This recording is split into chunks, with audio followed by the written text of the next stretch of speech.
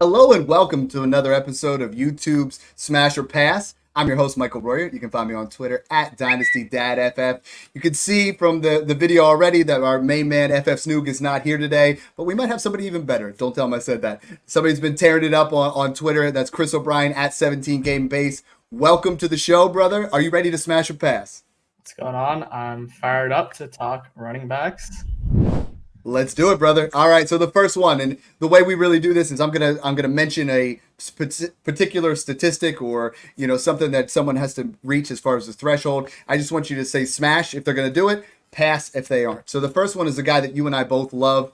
This is someone that the Kansas City offense has honestly made some huge moves over the past 2 years. Pacheco, year one, 960 yards total. Year two, 1149. We're talking about in year three, Isiah Pacheco. Will he smash 1,500 scrimmage yards? I'm saying smash for 1,500 scrimmage yards for Pacheco. Like you said, last year he had, I think, almost 1,200 scrimmage yards in 14 games it was. So that paces out to, of course, running backs are going to miss time, but if you pace that out to a full season, that's almost 1,500 right there. I think it's like 1,400 plus. And then we saw last year, I think it was the first 3 weeks of the season, Pacheco played just like 46% of the snaps. And then we really saw that role change from week 4 on, where he was playing closer to 65% of the snaps. And we saw those touches go up. So I think full season of that, Jerick McKinnon's a free agent right now. Who knows if he'll be back, but I think 1,500 is a safe mark for Pacheco next year. I think the one that I'm really smashing, and I know you and I have both been, if you guys aren't following him on Twitter, that's at 17GameBase. His stuff is fantastic, but both of us have covered this in the last couple of months, where if you look at the touchdowns of the Kansas City offense, you look at, in the last 4 seasons, 13, 16, 18, and only 9 rushing touchdowns last year. Then you look at what Pacheco was able to do. Pacheco over the final from weeks 12 on, he was a workhorse. He was taking care of business. He ended up, having 7 touchdowns in the last 8 games if you include the playoffs. So I think the biggest thing, and I think a lot of people in fantasy right now, he's firmly going outside the top 12 running backs, but I think he is going to absolutely smash 10 plus touchdowns as well as a top 12 season because of the way the offense has improved. I could see him easily scoring 12 to 15 touchdowns. Definitely. I'm with you on that. I saw the Chiefs have one of the highest projected point increases according to Vegas next year. I think it was like they're projected 5.5 more points per game than they were last year in 2024.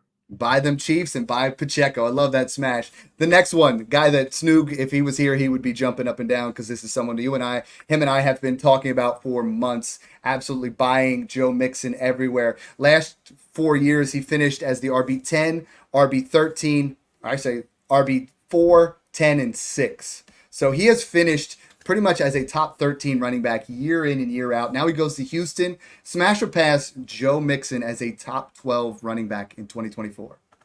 I'm going to pass on Mixon at top 12. I have him just outside of the top 12 in that 14, 15 range. I just don't know if he's going to have that same pass catching role or as much volume in Houston. Certainly he'll still have a lot of touchdown upside, I think, with that offense. Should still see a lot of work with just Dameon Pierce behind him, but I have him just outside of the top 12, so I'm going to have to pass. What about you? One of our guys at High Chris Meza on Twitter, he said, is he going to be top 8? Now, I have him as my number 10 running back right now, and I've always been bullish on Joe Mixon. I feel like if you look at the offensive line in comparison to Cincinnati, he's going from a middle of the pack to one of the better offensive lines. I believe they ranked top 8 on PFF last year. So I think he's a guy, much more offensive line, much more athletic offensive line, a lot more opportunities in the red zone. I think he smashes 12. I'm really having a hard time going all the way to top 8 with so many elite level running backs this year, but I think he's in that area where I'm comfortable. If I pass on running back in round 1 or he falls into that late 2, early 3 and starts to be a little bit later here, I'm perfectly fine with Joe Mixon. Going from used to be in Cincinnati to who is there now. This is one of the best values, in your redraft. Someone that in Dynasty we've been screaming from the rooftops to go buy this guy. Zach Moss, are you going to smash or pass as a top 24 running back in 2024? I'll smash Zach Moss as top 24. I have him just inside. I think he'll be right around that low end RB2 range. So he's coming into that Joe Mixon role. Of course, they still have Chase Brown there, but we know how valuable that Joe Mixon role has been. You just mentioned his fantasy finishes over the last few years. He saw over 300 touches last year. We know Zach Moss is a good pass blocker, something that Chase Brown doesn't really do.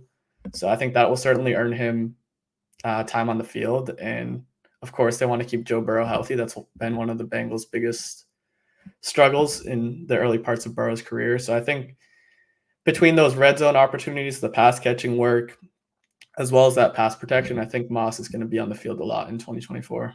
I love it. I think just like in Joe Mixon's role, I think he has opportunity for double-digit touchdowns in an elite level offense. You know, a lot of times we want those running backs that are in ambiguous situations because they're cheaper. You know, in an ambiguous situation like Cincinnati, where it's an elite level offense in an ambiguous situation where, you know, some people are invested in Chase Brown, but that has really brought the value of Zach Moss to be quite affordable in redraft, where he could really pay off huge dividends in 2024. And I love that.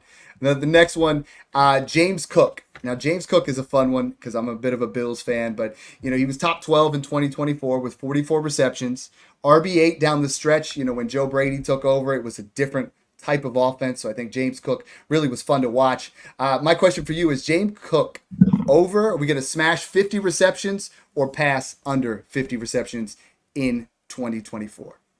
I'm going with smash here. So he had 44 catches, like you said, last year, and we have so many vacated targets between Diggs gone, Gabe Davis gone, and a lot of new faces. So Cook, he had struggled with some drops last year, but he's still going to be one of those familiar faces in the system. And he was extremely efficient when he did catch the ball. His 10.1 yards per catch, I think, was second among running backs last year. So he's an explosive playmaker. I think he can up those receptions from 44 and hit that 50 mark.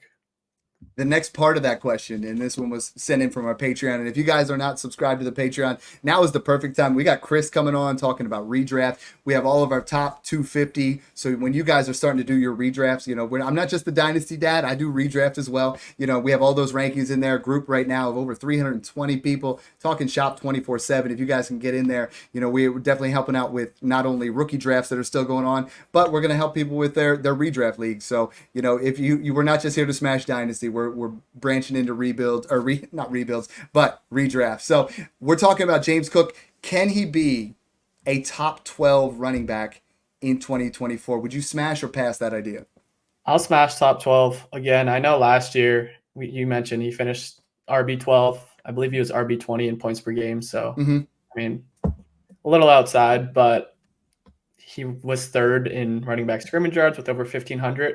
One thing I really looked into, I mean, obviously we're always talking about this positive regression, and James Cook's situation is a little unique with Josh Allen at QB and not really being the goal line back, but to have 1,500 total yards and like over 1,100 rushing and only end up with 2 rushing touchdowns, like something's got to give eventually here. I feel like he's going to score more this year, and I think that can push him into top 12 Yeah, and contention. he's someone that's a little bit disrespected, and I think I could have some nice value this year. The next one, smash or pass, both the Steelers running backs performing their ADP. Right now, Najee Harris on Fantasy Pros is going RB24. Jalen Warren, who I absolutely love, especially in Dynasty if you're playing zero RB, as RB25. So, I mean, I don't think I've ever seen running backs that close in the same backfield, literally one spot apart. So, smash or pass, they both outperform their ADP. And who's your favorite out of the two? I'll go smash here. I think they can both be top 24 running backs. The Steelers added more O-line help with drafting Fatanu in the first round this year. They bring in Arthur Smith, who loves to run the ball. We all know that from his Mm-hmm. time in Tennessee, his time in Atlanta. Jalen Warren, super explosive, dynamic guy, 70 targets last year. So he's more of the PPR guy, and Najee's going to be that bruiser. I think one thing that we can see drastically improve with them is the touchdowns. The Steelers ranked last in the league in touchdowns last year. Mm-hmm. So if they each just add a few more and both kind of hover around that 12 to maybe even up it to 1,300 total yards each, I think they can both finish top 24. Yeah, and the weird thing to me is everyone acts like the Arthur Smith offense is just, we hated him as a head coach, but as an offensive coordinator in Tennessee and also in Atlanta, I mean, the running backs thrived. Like his offenses have always had 124, running back targets. You look at Jalen Warren, a guy that, currently the RB 24 going off the board, but he's someone that was second in yards per carry last year with 5.3, fifth in targets, 1,100 plus yards in just his second year. And I keep saying he reminds me a lot of early Austin Ekeler in his career. Like this is someone that I think is in dynasty a long-term asset. But I think if either of them go down, we're going to see a situation where they both have top 15 upside, but they're going to, as both of them being in the same system, I think both hover around that late RB2, 1 week or another, depending on what the game script is. If they're having a positive game flow, I think Najee Harris is going to get there. Jalen's going to get his. I think both of them are going to be in that RB2 flex area, but if one of them goes down, I'm saying top 15. I got no problem there, and those guys are going to be fun to watch. So we got some quick hitters sent in from Twitter, sent in from the Patreon. Again, you can find Chris at 17 Game Pace, myself at Dynasty Dad FF. Let's break into some of these real quick. So before we go into the quick smash or pass, right now everybody has Christian McCaffrey, Breece Hall, Bijan Robinson as the big three. If you had to pick one guy outside those big three to be the RB1 overall, because everyone's acting like that's the only three that could possibly do it. Who is someone for you that's, this guy could be the RB1 overall? I think it's got to be. I went back and forth in my head between Jonathan Taylor and Travis Etienne and Kyren Williams, and I kind of keep coming back to Kyren. I think he has, like for JT, he has the touchdown upside, I feel like, in that Shane Steichen offense. And then you have Etienne where he can work the passing game, 70 plus targets last year. But I feel like Kyren kind of gives you the best of both worlds. I know they added like Corum, but I feel like he's really the engine that drives this offense. If you looked at the Rams points per game, like real life NFL points per game here with and without Kyren, 27 points with Kyren, 14 points without him. So I think he's really going to be a focal point of this offense, and Blake Corum's just going to be there to keep him healthy and to spell him.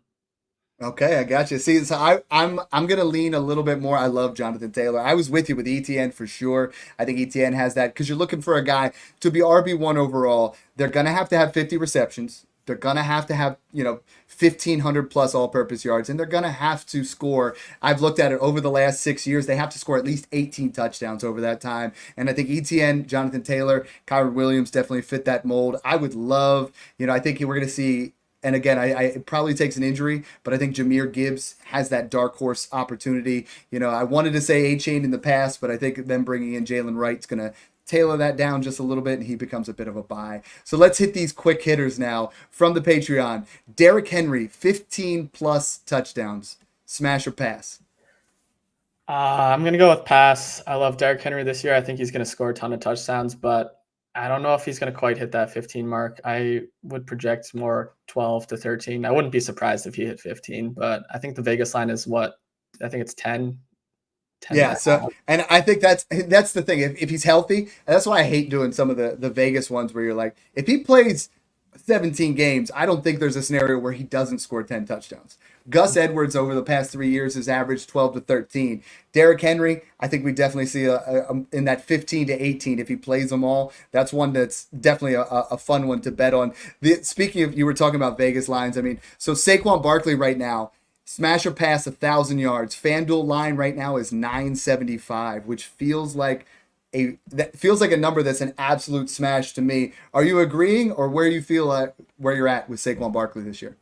I agree. It's a smash. I think, like you said, those Vegas lines are always accounting for injuries, especially with running backs missing games. But I think Saquon is definitely a smash for 1,000 yards this year. We just saw DeAndre Swift hit over 1,000. Not that he's a bad running back, but they just paid Saquon. So I expect That's what I'm. Exactly. Next one, Zamir White, who a lot of people is their fantasy darling. It was what have you done for me lately? And over the last 4 games of last year, when Antonio Pierce took over and Josh Jacobs was out, Zamir White was he was a top 15 to 18 back. Are you going to smash Zamir White as a top 15 back in 2024?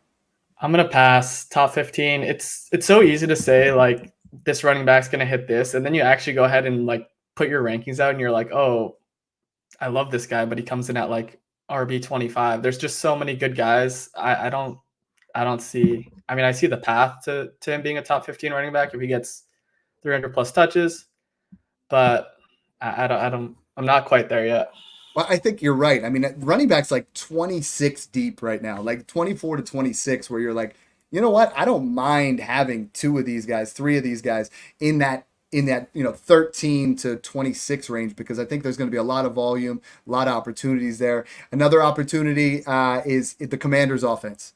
Do you prefer? You're going to smash one, pass one. Austin Ekeler, Brian Robinson. Which one are you smashing in 2024? I'll go Brian Robinson. I think he's kind of an underrated talent, to be honest. He did a lot in the passing game last year, and obviously we know Ekeler thrives in the passing game, and I just don't see. I mean, they had the most pass attempts in the league last year, and then Mm-hmm. Jaden Daniels comes in. It's probably going to plummet. They're probably going to be towards the bottom of the league, I would assume. But yeah, I think Brian Robinson can be decent in the running game with Jaden Daniels opening some of those lanes with his scrambling ability.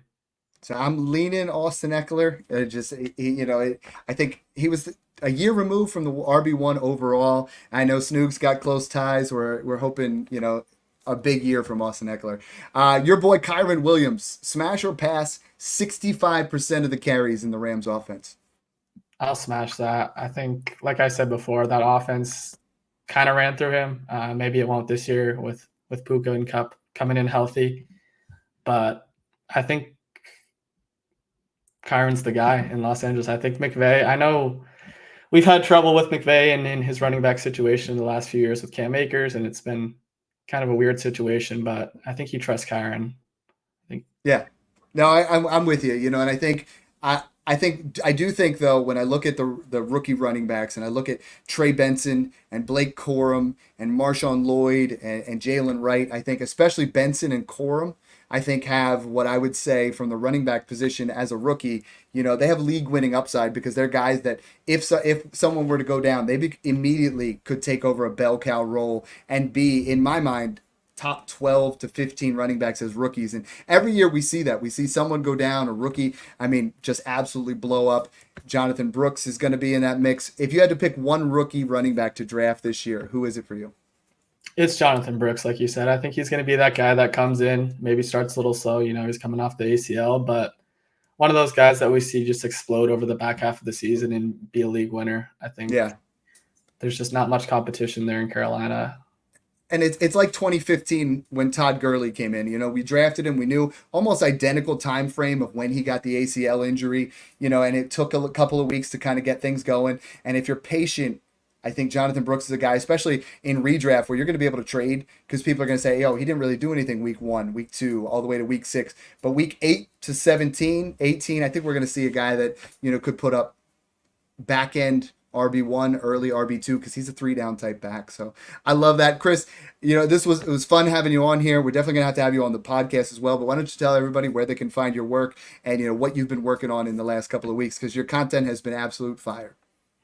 Yeah, you can find me at 17 Game Pace on Twitter. That is primarily where I put out the most work. I'm looking to get into some video content as well at 17 Game Pace on YouTube and TikTok as well. So looking to get into some short form content this season.